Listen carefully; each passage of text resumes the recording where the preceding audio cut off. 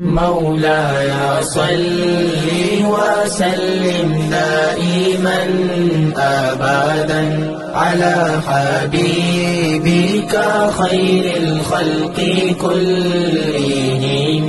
بسم اللہ الرحمن الرحیم. الحمد للہ رب العالمین والعاقبۃ للمتقین والصلاۃ والسلام علی سید الانبیاء وخاتم المرسلین وعلی آلہ واصحابہ اجمعین. اما بعد. بخاری شریف جلد نمبر 1 صفحہ نمبر 376. باب ما یجوز من شروط المکاتب اذا راضی بالبیع علی ان یعتق. باب اس بیان میں کہ مکاتب کے ساتھ جو شرطیں طے کرنا جائز ہے جب کہ وہ بیع پر راضی ہو، اس شرط پر کہ اسے آزاد کر دیا جائے. اس معاملہ میں حضرت عائشہ صدیقہ رضی اللہ تعالی عنہا کی حدیث ہے جو پیچھے بھی بیان ہو چکی ہے، اور اس مقام پر بھی اسے دوبارہ بیان کیا جا رہا ہے. حضرت عائشہ صدیقہ رضی اللہ تعالی عنہا فرماتی ہیں کہ میرے پاس بریرہ آئیں، اور بریرہ ایک لونڈی تھی جنہوں نے اپنے مالک کے ساتھ مکاتبت کا عہد کیا ہوا تھا. واہیا مکاتبتن، وہ مکاتبہ تھیں، یعنی ان کے مالک نے ان سے کہا تھا کہ اتنے پیسے مجھے کہیں سے لا کر دے دے، میں تجھے آزاد کر دوں گا. اور وہ ان پیسوں کا ارینج کرنے کے لیے، انتظام کرنے کے لیے حضرت سیدہ عائشہ صدیقہ رضی اللہ تعالی عنہا کے پاس آئیں اور ان سے عرض کی کہ میری مدد کریں تاکہ میں وہ رقم اپنے مالکوں کو دے کر آزادی حاصل کر لوں. حضرت عائشہ صدیقہ رضی اللہ تعالی عنہا کی بارگاہ میں آ کر حضرت بریرہ کہنے لگیں، یا ام المومنین اشترینی فإن اہلی یبیعونی فاعتقینی. یا ام المومنین آپ مجھے خرید لیں، میرے مالک مجھے بیچ رہے ہیں اور مجھے خرید کر آپ آزاد کر دینا. حضرت عائشہ صدیقہ رضی اللہ تعالی عنہا نے کہا کہ ٹھیک ہے، میں ایسا کام کرتی ہوں. لیکن پھر حضرت بریرہ کہنے لگیں کہ ان اہلی لا یبیعونی الا یشترط ولائی، کہ میرے جو مالک ہیں وہ مجھے اس شرط پر بیچیں گے کہ رشتہ ولا جو ہے یہ ان کے حق میں باقی رہے. حضرت عائشہ رضی اللہ تعالی عنہا نے کہا کہ لا حاجت لی فی کے، پھر مجھے کوئی ضرورت نہیں ہے تجھ کو خرید کر آزاد کرنے کی. جب کوئی بندہ کسی غلام کو آزاد کرتا تو آزادی کے بعد بھی ایک تعلق اس غلام کا اپنے مالک کے ساتھ باقی رہتا. اس تعلق کو کہتے رشتہ ولا. یہ رشتہ ولا بھی کچھ حقوق رکھتا تھا، اور جن حقوق میں یہ بھی تھے کہ اگر یہ غلام یا لونڈی جو آزاد ہوا ہے یہ فوت ہو جائے اور اس کا کوئی اولاد میں وارث نہ ہو تو اس کے پاس جو مال ہوتا ہے وہ پھر اس کو ملتا ہے جس نے اس کو آزاد کیا ہوتا ہے. تو ان مالکوں نے یہ شرط کی کہ ہم تب بیچیں گے کہ جب تیرا ولا کا تعلق جو ہے نا وہ خریدنے والے کو نہیں ملے گا، وہ ہم بیچنے والوں کے پاس رہے گا. حضرت عائشہ صدیقہ رضی اللہ تعالیٰ عنہ نے کہا کہ اگر یہ بات ہے تو پھر نہ میں تجھے خریدتی ہوں نہ تجھے میں آزاد کرتی ہوں. یہ بات نبی پاک صلی اللہ علیہ وسلم نے سن لی یا پھر نبی پاک صلی اللہ علیہ وسلم کو کسی نے بتا دی. تو رسول اللہ صلی اللہ علیہ وسلم نے حضرت عائشہ رضی اللہ تعالیٰ عنہ سے کہا کہ ما شان بریرہ، بریرہ کا کیا حال ہے؟ پھر خود ہی فرمایا اشتریہا واعتقیہا، اے عائشہ تو اس کو خرید بھی لے اور اس کو آزاد بھی کر دے.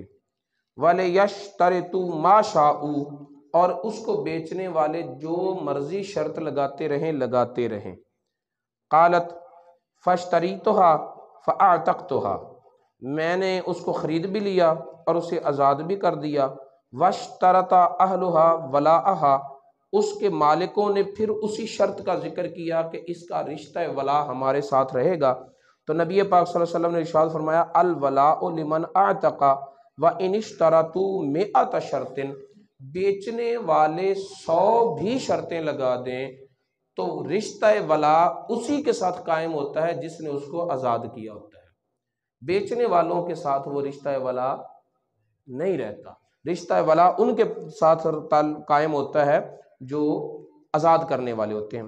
تو پھر اس حدیث کو یہاں رپیٹ کرتے ہوئے امام بخاری نے اصل میں یہ مسئلہ بیان کرنا چاہا ہے کہ خرید و فروخت کرتے ہوئے اگر کوئی ناجائز شرطیں طے پا بھی جائیں تو پھر وہ شرطیں نافذ نہیں ہوتی، بیع ہو بھی جاتی ہے لیکن شرطیں نافذ وہی ہوں گی جو جائز ہوں گی، جو ناجائز شرطیں ہوں گی وہ نافذ نہیں ہوں گی۔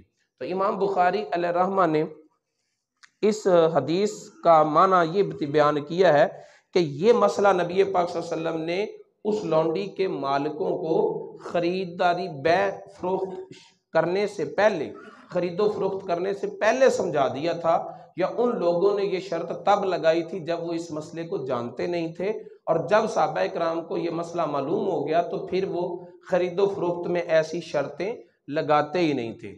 اور اب مسئلہ یہ ہے کہ اگر کسی خرید و فروخت میں ناجائز شرطیں لگائی جائیں تو نہ وہ شرطیں نافذ ہوں گی نہ وہ بیع نافذ ہوگی۔ اگر ہم کہیں کہ بیع تو نافذ ہو گئی ہے، خریدنے والا مالک تو بن گیا ہے لیکن شرطیں نافذ نہیں ہوں گی، تو اس میں پھر لڑائی جھگڑے کی صورتیں پیدا ہوتی ہیں۔ پھر یہ نہیں دیکھا جاتا کہ حقدار کون ہے اور حق کیا ہے، بالخصوص ہمارے زمانے میں تو ویسے ہی اندھیر نگری ہے، جس کی لاٹھی اس کی بھینس۔ تو اس طرح پھر غریب لوگوں پر ظلم کے اور بڑوں کو ظلم کرنے کے زیادہ مواقع فراہم ہوتے ہیں۔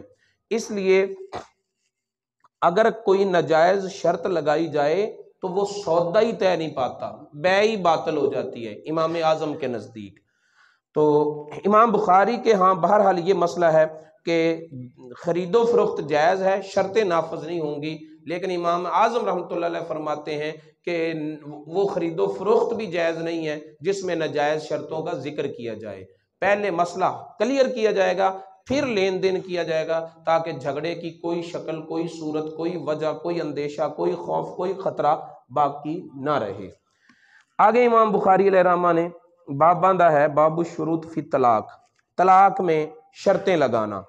ابن مسیب، حسن، عطا وہ کہتے ہیں کہ اگر طلاق پہلے ذکر کی جائے شرط بعد میں ذکر کی جائے تو بھی وہی مسئلہ ہے، اور اگر شرط پہلے ذکر کی جائے طلاق کا ذکر بعد میں کیا جائے تو بھی مسئلہ وہی ہے۔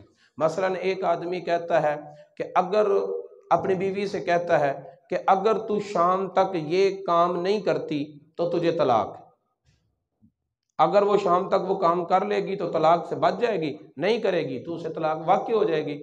اور اگر طلاق کا پہلے ذکر کرے اور شرط کا بعد میں ذکر کرے اور کہے تجھ کو طلاق ہے اگر تو نے شام تک یہ کام نہ کیا، دونوں جملوں میں فرق ہے۔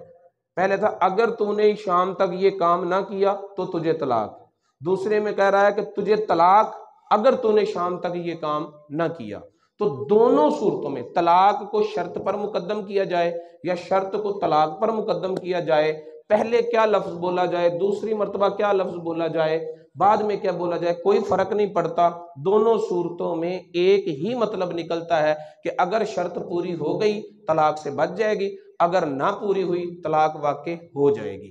جب بندہ اس طرح کا لفظ بول لے، یہ اس موضوع پر نہیں ہے لیکن ملتی جلتی بات ہے اور ہمارے معاشرے کی ضرورت ہے، جب بندہ ایسا لفظ بول لے پھر وہ طلاق کو روکنے کا اختیار نہیں رکھتا۔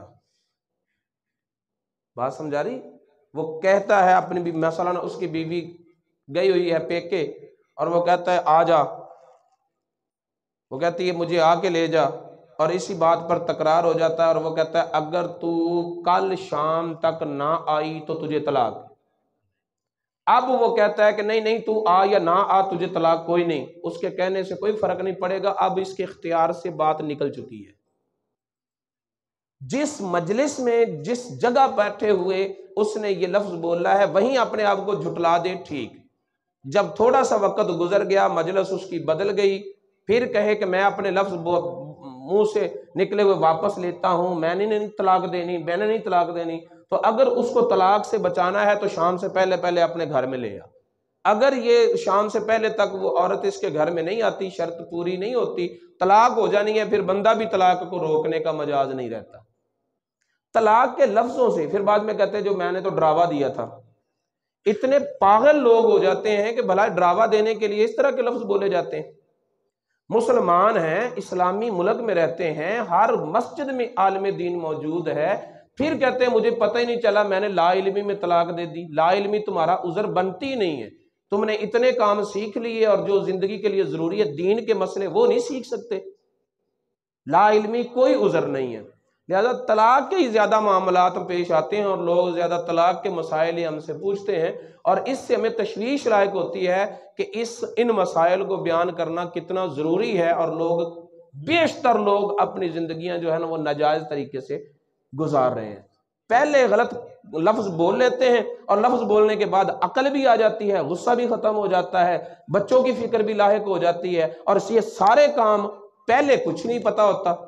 جب زندگی حرام طریقے سے گزر رہی ہوتی ہے پھر بڑی صلح صفائی سے گزر رہی ہوتی ہے، کیونکہ اس وقت شیطان مطمئن ہوتا ہے کہ جو مرضی کرتے جاؤ، تم نے اب کون سا جائز کرنا ہے۔ شیطان کو تو تکلیف اس وقت ہے جب تم جائز کام کرتے ہو۔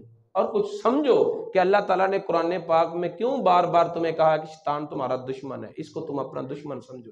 شیطان تمہارا دشمن ہے، اس کو اپنا دشمن سمجھو۔ اللہ تعالیٰ کی باتیں بلا وجہ ہی ہیں، اللہ تعالیٰ کی جو باتیں ہیں ان کی کوئی حکمت نہیں ہے۔ جب ہم نے قرآن کی طرف سے توجہ ہٹائی، رسول اللہ کے فرمان کی طرف سے توجہ ہٹائی، تو پھر اس طرح کے بہت سارے مسائل ہیں جو کہ ہمارے سامنے آئے اور ہماری زندگیوں میں آلودگیاں، علائشیں بھری ہوئی ہیں، صرف اس وجہ سے کہ قرآن اور فرمان مصطفیٰ سے ہم جدا ہوئے ہیں۔ سب کچھ سیکھ لیتے ہیں لیکن قرآن حدیث سیکھنے کے لیے وقت ہی نہیں ہے۔ تو تمہارا وقت ہے کہاں؟ جن کے پاس قرآن حدیث کے لیے وقت نہیں ہوتا، جن کے پاس نماز پڑھنے کا وقت نہیں ہوتا، انہیں کہاں دیکھا جاتا ہے؟ تاش کھیلتے ہوئے، گیم کھیلتے ہوئے، میچ دیکھ رہے ہیں، ٹی وی دیکھ رہے ہیں، فلمیں اور ڈرامے دیکھ رہے ہیں۔ بھئی ان فضول کاموں کے لیے وقت ہے اور ان ضروری چیزوں کے لیے وقت نہیں۔ یہ عجیب فلسفہ ہے، یہ کوتاہی ہے، اور اس کو مداہنت فی الدین کہتے ہیں کہ دین کے معاملے میں سستی کا شکار ہیں۔ تو اس میں حضرت ابو ہریرہ رضی اللہ تعالی عنہ سے روایت ہے، نبی پاک صلی اللہ علیہ وسلم، حضرت ابو ہریرہ فرماتے ہیں نہا رسول اللہ عن تلقی، رسول اللہ صلی اللہ علیہ وسلم نے ہمیں تلقی سے منع کیا ہے۔ تلقی کیا ہوتی؟ شہر والوں کو پتہ چلتا کہ فلاں گاؤں سے اناج کا قافلہ آ رہا ہے جو ہمارے شہر کی منڈی میں بیچیں گے، اور شہر کا ریٹ ہے مثال کے طور پر 200 روپے کلو، وہ گندم لیتے ہیں، یا 4000 5000 روپے من لیتے ہیں، شہر میں 6000 من بکتی ہے۔ تو گاؤں والوں کو تو شہر کی منڈی کے ریٹ کا پتہ نہیں ہے، تو وہ اس گاؤں کے راستے پر شہر سے باہر نکل کر پہلے ہی کھڑے ہو جاتے ہیں، آگے جا کر قافلے سے ملاقات کرتے، اور انہیں شہر کا ریٹ نہیں بتاتے، ان سے پوچھتے ہاں بیچنے آ رہے ہو؟ ہاں جی بیچ رہے ہیں۔ کیسے بیچتے ہو؟ جی ہاں جی یہ آپ کو 3000 روپے من دے رہے ہیں۔ انہیں نہیں بتانا کہ شہر میں کیا ریٹ ہے۔ انہوں نے کہا اچھا 3000 روپے من چاہیے، یہ لو 3000 روپے من، اپنا پیسہ لو اور تمہارا آدھا سفر بھی بچا، تم یہیں سے گھر جاؤ۔ اچھا وہ بیچارہ بڑی خوشی کے ساتھ کہ میرا آدھا سفر بچ گیا ہے، 3000 میں بیچ کر گھر چلا گیا، اور اس نے شہر میں آ کر 6000 کا بیچا۔ دھوکہ دیا، دھوکہ دیا اس بندے کو جو نفع ہونا تھا، اندھیرے میں رکھ کر اس کے رزق اپنے گھر لے آیا اور کہتا ہے جی دیکھو میں نے محنت کی ہے، میں تو رزق حلال کما رہا ہوں۔ نبی پاک نے اس کام سے منع کیا۔ اس کو بتاؤ قافلے والوں کو کہ منڈی میں شہر کے اندر ریٹ یہ ہے، تمہارا آدھا سفر بچتا ہے، ہم اس سے آگے تمہارا اناج لے کر جاتے ہیں اور جیسے بھی بکا ہم بیچ لیں گے، بتاؤ تم ہم سے کیا لیتے ہو۔ انہیں منڈی کا ریٹ بتا کر پھر ان سے سودا کرو، پھر منع نہیں ہے، پھر منع نہیں ہے۔ ان کو اندھیرے میں رکھ کر دھوکہ دینا، اس سے نبی پاک صلی اللہ علیہ وسلم نے منع کیا ہے۔ وَأَن يَبْتَاعَ الْمُهَاجِرُ لِلْأَعْرَابِ، اسی طرح کوئی شہری بندہ کسی دیہاتی کے لیے خرید و فروخت کرے، بیع کرے، اس سے بھی منع کیا ہے، کیونکہ اس میں بھی لوگ دھوکہ دیتے تھے اس وقت۔ تو منع اصل میں یہ نہیں ہے کہ میرے لیے میں کسی کو کہوں کہ جا یار میرے لیے ایک کپڑا خرید لا، تو میرے لیے کوئی خریدنے جائے تو یہ ناجائز ہوگا۔ ناجائز یہ بات نہیں ہے کسی کا وکیل بن کر کام کرنا، ناجائز یہ بات ہے کہ ان امور میں دھوکہ دینا، اصل منع کیا گیا ہے دھوکے سے، ٹھیک ہے۔ لہٰذا جو دیہاتی لوگ ہوتے ہیں وہ شہر کی اونچ نیچ سے اتنے واقف نہیں ہوتے، شہریوں کی چلاکیوں سے بھی اتنے واقف نہیں ہوتے، اس لیے زیادہ تر دیہاتی شہری کا ذکر آتا ہے، لیکن اصل نفس مسئلہ یہ ہے کہ دھوکہ دیہاتی کو دینا جائز نہیں ہے، کوئی شہری کا شہری کو بھی دینا جائز نہیں ہے۔ اور ایسا بھی ہو سکتا ہے کہ کوئی شہر کا رہنے والا ہو اور وہ اتنا چلاک نہ ہو، اور کوئی گاؤں کا رہنے والا ہو اور وہ اس سے زیادہ چلاک ہو، صورت برعکس بھی ہو سکتی ہے۔ تو مطلب یہ نہیں ہے کہ جو شہری ہے وہ دیہاتی کے لیے خرید و فروخت نہیں کر سکتا، اور جو دیہاتی ہے وہ شہری کے لیے خرید و فروخت کر سکتا ہے۔ مسئلہ لفظوں کا نہیں ہے، مسئلہ اس کے اندر جو ہے نا وہ دھوکہ دینے کا ہے، کہ دھوکہ نہیں کسی کو دینا جائز، نہ شہری کا دیہاتی کو، نہ دیہاتی کا شہری کو۔ اور اس وقت چونکہ رائج شکل یہ تھی، اس لیے اس حالات کے مطابق، ان حالات کے مطابق نبی پاک صلی اللہ علیہ وسلم نے لفظ استعمال فرمایا، اور یہ بھی شرط ہے وَأَن تَشْتَرِطَ الْمَرْأَةُ طَلَاقَ أُخْتِهَا، کوئی بندہ کسی عورت کو کہتا ہے کہ میں تیرے ساتھ نکاح کرنا چاہتا ہوں، اور وہ عورت کہتی ہے کہ پہلے اپنی بیوی کو طلاق دے پھر میں تیرے ساتھ شادی کرتی ہوں، میرے آقا نے فرمایا یہ بھی منع ہے۔ اگر اس کی پہلے سے 4 بیویاں موجود ہیں تو اب تو اسے حامی نہ بھر، اگر اس کی 4 بیویاں نہیں 3 ہیں، چوتھی جگہ پر رہنا پسند کرتی ہے تو حامی بھر لے، نہیں تو نہ کروا شادی۔ اگر اس کی پہلے 2 ہیں تیسری جگہ رہ لینا، اگر پہلے 1 ہے دوسری جگہ رہ لینا، لیکن کوئی عورت کسی مرد کو یہ کہے کہ اپنی بیوی کو طلاق دے تو میں تیرے ساتھ شادی کرتی ہوں، نبی پاک نے اس بات سے منع کیا۔ کوئی عورت کسی عورت کی طلاق کا مطالبہ نہیں کر سکتی، مطالبہ ہی نہیں کر سکتی، شرط کو پورا کرنا تو بعد کی بات ہے۔ وَأَن يَسْتَامَ الرَّجُلُ عَلَىٰ صَوْمِ أَخِيهِ، اگلی بات یہ ہے کہ نبی پاک صلی اللہ علیہ وسلم نے فرمایا ایک جگہ پر کسی تیرے بھائی نے، کسی مسلمان نے سودا کر لیا تو کسی دوسرے کے لیے جائز نہیں ہے کہ اس چیز کا اب ریٹ لگائے، سودے پر سودا کرنا، ٹھیک ہے۔ اور بیچنے والے کے لیے بھی جائز نہیں ہے، اور وہ کہے کہ یار دیکھو یہ فریج پڑی ہوئی ہے میرے پاس، اس کا سودا لگ گیا ہے کہ یہ 32,000 روپے کی ہے، اگلا بندہ آتا ہے کہتا ہے 40 روپے 1000 روپے دینے کو میں تیار ہوں، کہتا ہے ایک باری 40 تو پھڑنا تے جنوں 32 والا آیا انہوں نے نمی لیا کے دے دیں گے، یہ بندہ خائن قرار پائے گا۔ جب تو نے پہلے خریدار کے ساتھ اس کا سودا کر لیا، وہ ابھی تجھ سے لے کر نہیں گیا، تو اب یہ چیز اس کی تیرے پاس امانت ہے، اور تو امانت کو کسی طرح بھی کسی شخص کے ہاتھ بیچ نہیں سکتا۔ اب اگر تو یہ کرے گا تو یہ خیانت کرے گا۔ ہاں وہ کہتا ہے کہ اس جیسی مجھے یہ فریج چاہیے، وہ کہے کہ یہ تو بک چکی ہے، میں تجھے اس جیسی لا کے دے سکتا ہوں اور یہ نہیں دے سکتا، ٹھیک ہے۔ اس لیے چیز کو جب بیچ دیا تو اب اس بے پر، مسلمان کی بے پر بے کرنا، یہ بھی نبی پاک صلی اللہ علیہ وسلم نے منع کیا، اس سے بھی منع کیا۔ وَنَهَا عَنِ النَّجَشِ، نبی پاک صلی اللہ علیہ وسلم نے نجش سے منع کیا۔ نجش کیا ہے؟ نجش دھوکہ، کسی چیز کو مہنگا کرنے کے لیے۔ ایک نیا آدمی آیا ہے مثال کے طور پر موبائل لینے کے لیے، اور وہ جانتا نہیں ہے موبائلوں کی قیمتوں کو اور حقیقتوں کو اور ان کے معاملات کو، 2-4 آدمی ویسے ہی کھڑے ہو جاتے، کہتے یار یہ موبائل بڑا قیمتی ہے، ہم تو اس کا نا آپ کو 50,000 روپیہ دینے کو بھی تیار ہیں، ہے وہ 20,000 روپیہ۔ اور نئے آدمی کو دھوکہ دینے کے لیے ایک کہتا مجھے دے دے یار میں 50 دیتا ہوں، دوسرا کہتا نہیں یار میں 55,000 دیتا ہوں مجھے دے دے، اور وہ سمجھتا یار اتنی قیمتی چیز ہے چلو میں لے لیتا ہوں۔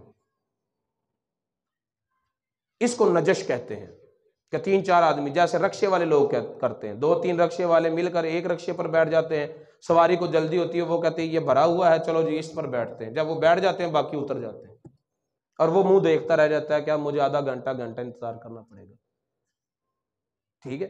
تو یہ نجش ہے، اس سے نبی پاک صلی اللہ علیہ وسلم نے منع کیا ہے ان کاموں سے۔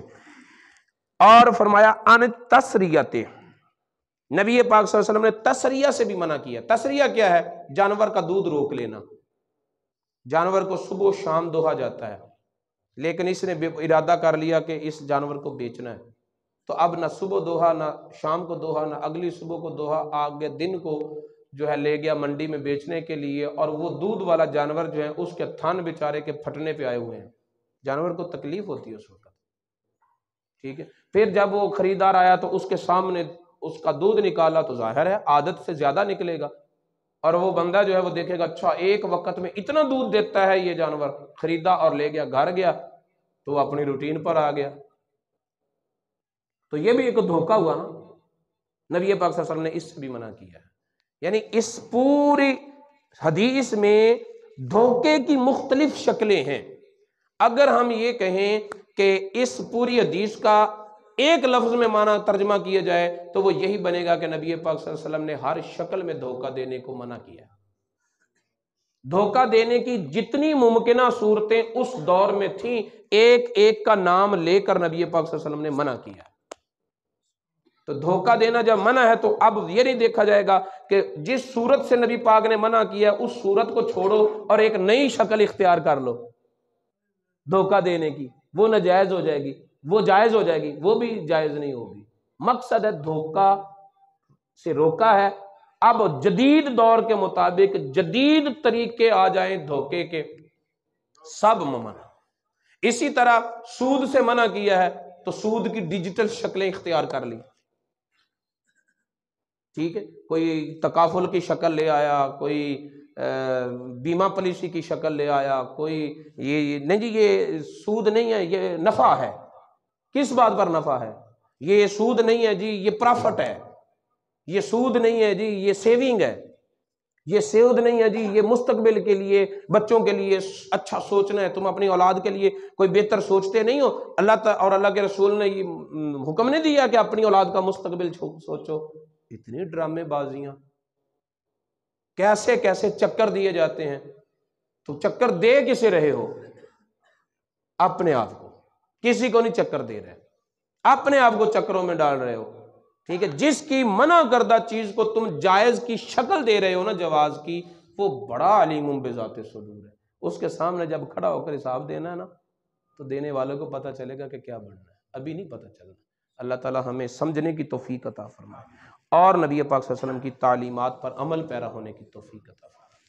مولاي صل وسلم دائما أبدا على حبيبك خير الخلق كلهم